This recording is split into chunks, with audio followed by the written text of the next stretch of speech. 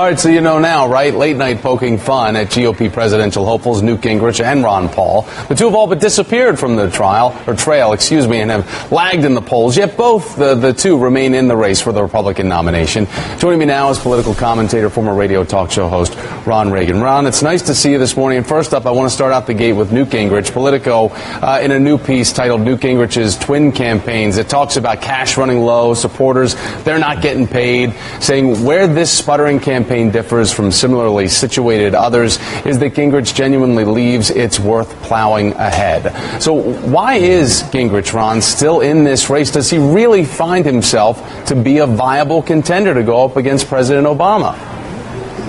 Boy, I hesitate to try and read Newt Gingrich's mind. I'm not really sure that at the beginning he was running for president seriously, as a serious candidate, but I think at some point around South Carolina, which of course he actually won, he began to get the idea that maybe he could pull this off. And once that idea planted itself in his head, he's loath to let it go. He is a man who's known for having a titanic ego, and I think that the idea of President Gingrich is now dancing around in his head. I also think he probably suspects that the longer he stays in this race, the better bargaining position he will have, let's say at the convention, if we enter into a brokered convention. Right, oh sure, a reinvigorated political life. A book tour turning into a presidential campaign. Who knew? Next up, Ron Paul, who still has a really solid and good base of grassroots support around this country. He's dead last, though, Ron, in the delegate count. So what's his justification for still being in this and trying to hold on?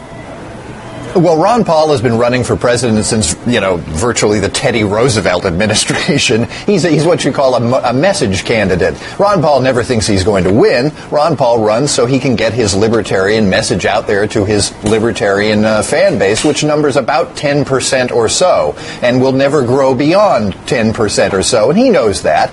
But he wants to stick around to the convention, too, and see if he can make some noise. There's a New York Times blog, Ron, that asked this week where are the elder statesmen, basically questioning why no GOP vets have stepped forward to cautiously nudge a candidate out of the race and do so in the name of the party, for the good of the party. So what's the likelihood that this is going to happen, as we get closer and closer to Tampa? Well, here's the thing. If you're talking about the Republican elite or elder statesmen in the Republican Party, most of those people are going to be in Romney's camp. Now, why would they, say, try to get Newt Gingrich to drop out of the race? Because Romney's best friend right now is Newt Gingrich. The longer he stays in, the more Rick Santorum's vote is divided, the conservative vote is divided, and the better it is for Romney. So if there are elder statesmen in the Republican Party, they're probably telling Newt, you go for it, Newt. We're with you all the way. Ron Reagan. Ron, great to see you this morning. Thank you, sir. Nice to be with you, Thomas.